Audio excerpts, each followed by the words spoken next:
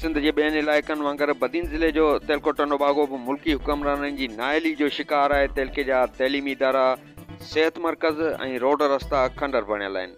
अहिड़नि ख़्यालनि जो इज़हार अवामी तहरीक तेलके टंडोबागे सदर सचल हालेपोटो, एडवोकेट कामरान लाखो, मुख्तियार बकारी, बेगम ज़ौर, गाज़ी सलाउद्दीन पंवर, फाज़िल हालेपोटो, सतू कोली ऐं ॿियनि तेलके इजलास खे ख़िताब कंदे कयो।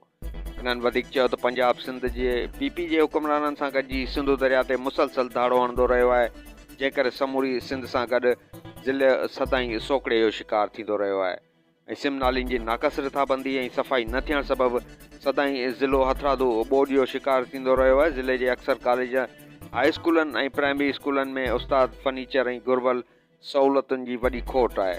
इमारतूं बि ज़ुबून हाल थी वियूं आहिनि, जंहिं करे ज़िले जी तइलीम बि सख़्तु मुतासिर थी रही आहे।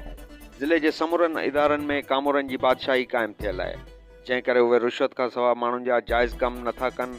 बल्दियाती इदारनि जूं बजेटूं सरकारी वॾेरनि जूं ज़ाती ख़र्चनि लाइ इस्तेमालु थियनि थियूं। इन्हनि घुर कई त हालिया बरसातुनि सबबि तेलके जे अक्सर इलाइक़नि में फुटी, टमाटे ऐं सारियुनि जे फसल खे वॾो नुक़सानु पइतो आहे, जंहिंजी सर्वे करे उन्हनि इलाइक़नि खे आफ़तज़दा करार ॾेई सरकारी मौसलात मुअतल करे थियल नुक़सान जो अज़ालो कयो वञे।